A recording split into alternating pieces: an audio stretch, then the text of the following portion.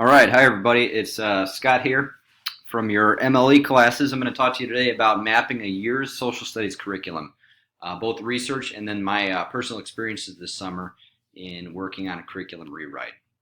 So, quick overview. I'm going to go with purpose. Why am I here? Why am I talking about this of all things? Where to start? What does research tell us? Where did my adventures this summer take me? And then I'll end with a few recommendations. So why am I here? I'm a new teacher. I was just certified my 9 through 12 license back end of May, beginning of June.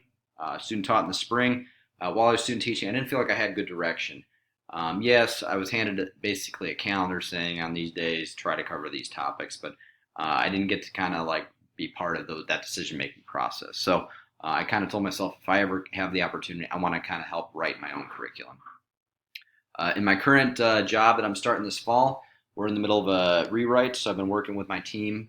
We've only worked about 2.5, 3 days on it this summer, but we're rewriting our 6th through 8th curriculum. I'm going to be teaching 8th grade in the fall here.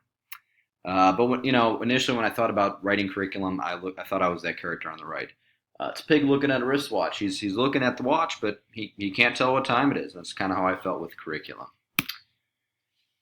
So, why do we work on curriculum?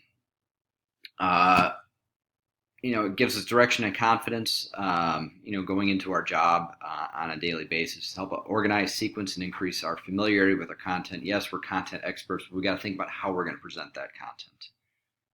It makes us reflective decision makers about curriculum. Makes us ensure we are meeting standards. It helps us think about what to teach and how to teach it.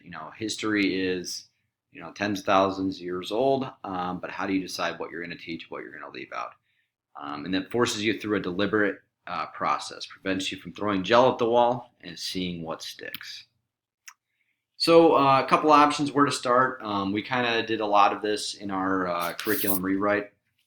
But first, kind of dust off what your district has in place. See if there's anything, especially if there's some teachers who've been around a while. They might remember something from a few years back if there's been turnover. So, talk to people at your school, see what's in place. It's better to have something to go plan to deviate from than kind of no plan at all. Look at neighboring districts. I'll show you what we did later with that. Some states have a dictated curriculum for 6th through 8th or 9 through 12 or whatever grades. Illinois does not. They have standards, but they don't have dictated curriculum. But you can look at other states too. And then of course you can always go to your content standards. Illinois State, Common Core, and then Social Studies, we have C3 standards, which is from the National Council for the Social Studies. And of course, do your research for best practices, which is what I'm doing, why I'm here today. So my research took me in a couple different directions. Got to dig back into some textbooks from terms past. As well as I got to go on a professional development conference this summer. So that kind of informed most of my research. But digging back to my methods of teaching social studies class, the recommendations there were, write out goals for students. Throughout these National Lewis education coursework I've taken, they're big on the students will be able to statements. So, students will be able to articulate in writing X, Y, or Z. Or students will be able to compare and contrast. So, kind of write out those bigger goals. Ask important questions. When thinking about social studies, why do countries go to war? What causes divisions in classes of people? Those kinds of things. And then think about how you're going to have those students answer those questions, how they're going to learn that material. And then think about how you're going to test to see if those questions were answered. What kind of assessments you're going to have students do. Another kind of idea of research, and this one's kind of widespread throughout the education community, is backwards design or understanding by design, a lot of people call it. Typically, this is kind of more for individual unit planning, but I thought it could be applied to year-long mapping. So you're thinking about big ideas that you want students to be able to do or transfer. So, thinking about transferring, having students be able to kind of not regurgitate information, but apply information in a meaningful way. So you're kind of working backwards. So, you're identifying your desired results. So students will be able to, compare and contrast, these two events in history. You're going to determine acceptable evidence. So, what kind of assessments the students are going to do to prove that they learned the material. And then you're going to be planning learning experiences. Then you're going to be planning your individual lessons, what you're doing on a day-to-day basis. So, that's kind of against conventional wisdom where you would otherwise, build your lessons, give the test, and then say, okay, yep, students learned this out of that. Um, this whole process is huge on essential questions understandings. So big picture thinking, higher level thinking, discussions, inquiry. So, some examples from social studies is why do people move? What is worth fighting for? How do governments balance security and privacy? Those kinds of ideas. Kind of moving into some of the thoughts I got out of my professional development this summer. 21st century skills are so big. Thinking, creating, interpersonal skills, active learning, collaboration. You have to deliberately plan for students to get these. You have to teach and plan for students to be assessed on these skills. We also have to build habits of mind. The best way I can describe this is just getting them into behaviors that, if they're in a tough situation, they don't shut down. They have grit. They're motivated. They're activated. They can direct their abilities towards solving a problem. Just some other ideas. Essential questions are kind of the connective tissue that bind content together. Other ideas I got were the 5 genres of content. So that's kind of, starting bigger picture and kind of working it down. So, you might be on a unit on the Civil War, but within that you have to come up with a theme. So maybe states' rights, federalism, structures of government. You can address a specific problem. How could students apply this material? Have them create a Civil War museum. Related to issues today. So, is there a modern Civil War going on today? You can think about Black Lives Matter, law enforcement. These are still issues of race. And other case studies. You can kind of take that down to the micro level.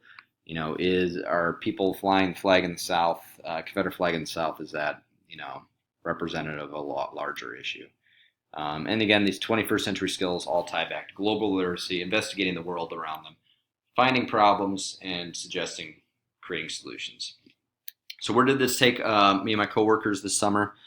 A lot of research. We met a couple days. We're meeting all next week. So unfortunately, I don't have a complete finished product, but I'll show you what I have so far. We looked at previous year's materials. 6th, 7th grade were pretty good. 8th grade was a mess. They had some turnover the past few years. So yay for me. And then we looked at neighboring districts and the high school we feed into and kind of what they're doing. But eventually we just had to start. So we came up with a vision statement. I'm not going to read it all to you, but vision and a philosophy statement. So big thing though, we want students to know the past, engage in the present, impact the future. Sounds really awesome. We actually saw it somewhere else, but there's nothing that says we can't have the same vision statement as another organization. And then we kind of, we talked about essential questions, what we want students to be able to do. So we kind of, we use that as our curriculum mapping. So why don't we do that for us as teachers? So, we came up with essential processes. What do we want students to be able to do? How are we going to go about teaching? And there it is. You see arguments, different sources, research, questions, thinking like a historian, those kinds of ideas. And then end goals, and all these were informed by the different standards in front of us, 21st century skills, those kinds of ideas. So after all the higher level thinking skills, we had to start mapping some units. So we looked at previous year's frameworks. We looked at a neighboring district, which I'll pull up here real quick. And the curriculum here, you can kind of see it. We see different units throughout the year, and we kind of liked how they went thematic with it. American democracy, citizenship, geography.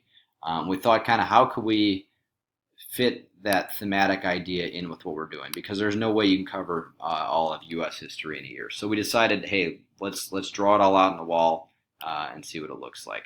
So basically for 8th grade, and we're kind of working our way back from 8th grade, we looked at everything, every major event, every major era in U.S. history, and looked for common themes. And kind of what we came up with was, government, civics, how has government changed over the years? Economics, what driving factor has economics had on the American people? Reform, black rights, civil rights, women's rights, LGBTQ rights today, foreign policy, immigration and migration, and we're talking about maybe doing an interdisciplinary unit. So we kind of got these ideas all mapped out. We're planning 6 weeks, 6 week units, and 6 of those throughout the year. So our next step, that now we kind of have these identified. I'll show you. We have the essential question for each unit roughly mapped out. We want to come up with a unique assessment for each unit, and then we're going to build those units and find a good unit template. So kind of right now we're at a spot where it's going to be continued. But just to kind of show you an example here, we'll look at the foreign policy one. So our kind of essential question is, to what extent should a nation be involved in the affairs of other nations?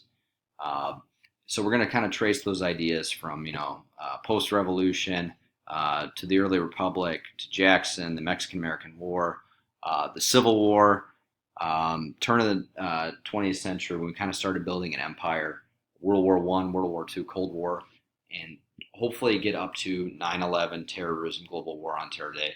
Just to kind of answer this question, to what extent should we be involved in the affairs of other nations? So, we're going to come up with a cool assessment for that and kind of move forward.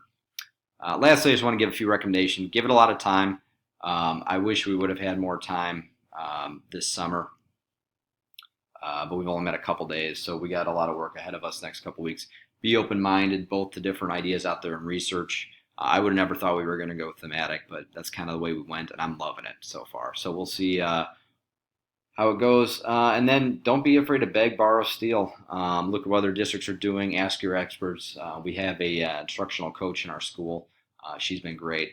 And trial and error is okay. When we slapped all these ideas up on a wall and kind of pulled themes off of that, we weren't sure if it was going to work or not, but it seems to be kind of going in our favor. There's my references, my picture references as well. And software I used for this was screencast-o-matic.com. Free films for up to 15 minutes. It just kind of records what's on your screen. Apologies if anything got cut off. Look forward to discussing these ideas with you on the discussion boards. Thanks.